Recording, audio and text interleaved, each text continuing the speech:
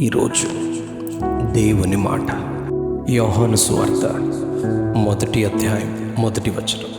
వాక్యము దేవుడయుండెను, వాక్యము దేవుడయుండెను. ఆదియందు వాక్యముండెను, వాక్యము దేవుని యొద్ద ఉండెను, వాక్యము దేవుడయుండెను.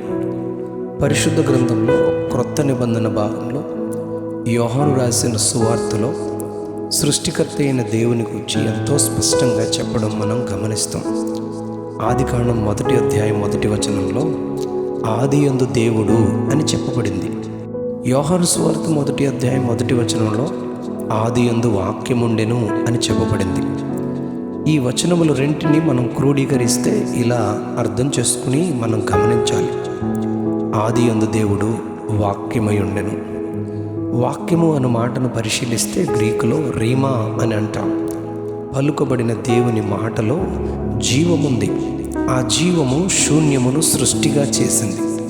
ఆదికాండం 1వ అధ్యాయం 2వ వచనంలో చీకటి అగాధ జలములపైన కమ్మి ఉంటే దేవుని ఆత్మ జలములపైన అల్లాడుతూ దేవుడు వెలుగు కమ్మని పలుకగా వెలుగు కలిగెను. ఈ భాగంలో దేవుడు పలికిన ప్రతిసారి ఒక సృష్టిని ఆ మాట సృజించినట్లు మనం గమనిస్తాం. మొదటిసారి దేవుని మాట పలుకగా చీకటిని జయిస్తూ వెలుగు కలిగితే, రెండవ రోజు దేవుడు పలుకగా జలములు నిండిపోయి కాలు నిలుప చోటు లేని పరిస్థితిని రెండుగా జలములు వేరై విశాలము క్రింది జలములు విశాలము మీది జలములుగా వేరైన వాటికి ఆకాశమని పిలువబడింది. మూడవ రోజు దేవుడు పలుకగా క్రింది జలములు ఒకచోటనే కూర్చబడి నేల కనబడునుగాకని పలికిన మాట ప్రకారం కలిగింది. ఆ నేలకు భూమి అని పేరు పెట్టబడింది. జలములకు సముద్రము అని పేరు పెట్టబడింది. భూమిపై గడ్డిని విత్తనములిచ్చు ఫలములిచ్చు వృక్షములు భూమి మొలిపించునుగాకని పలుకగా అలాగున జరిగింది.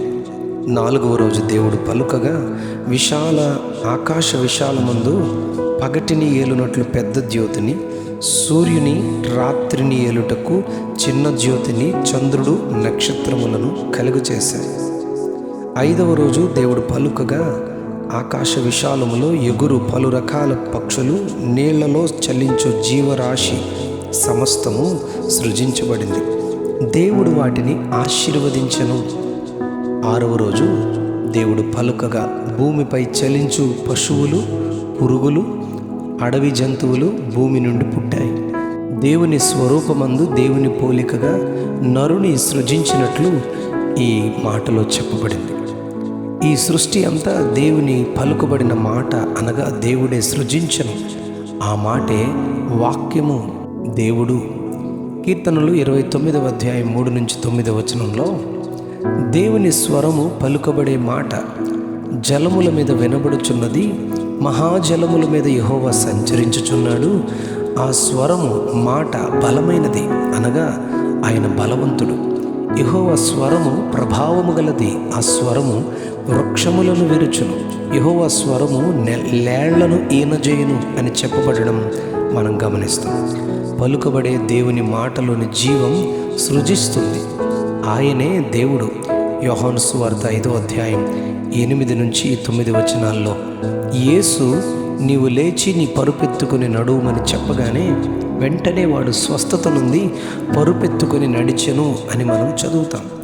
అంటే పలికిన ఆయన నోటి మాట స్వస్థతను కలిగించింది. 107వ కీర్తన 20వ వచనంలో ఆయన తన వాక్కును పంపి వారిని బాగు చేసెను.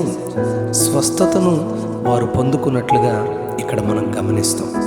యోహాను సువార్త 11వ అధ్యాయంలో చనిపోయి సమాధి చేయబడి 4 రోజుల తర్వాత యేసు ప్రభువారు అక్కడికి వెళ్ళి సమాధి దగ్గరికి లాజరు బయటికి రమ్మని బిగ్గరగా చెప్పగానే కాళ్ళు చేతులు ప్రేత వస్త్రములతో కట్టబడిన వాడే వెలుపలికి బ్రతికి బయటికి వచ్చాడు. మరణము నుండి బయటికి పిలిచిన మాట స్వరము దేవుడే, ఆయనే యేసుక్రీస్తు.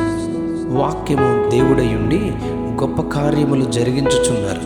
యోహాను సువార్త 1వ అధ్యాయం 14వ వచనంలో ఆ వాక్యము శరీరధారి అయి కృపాసత్య సంపూర్ణుడుగా మన మధ్య నివాసము చేసెను అని మనం మన ప్రభు అయిన యేసయ్యను గురించి గమనిస్తాం.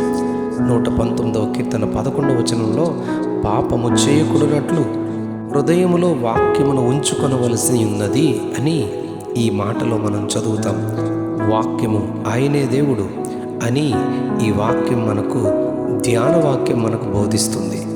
వాక్యము దేవుడయుండెను, వాక్యము దేవుడయుండెను. Amen, amen, amen.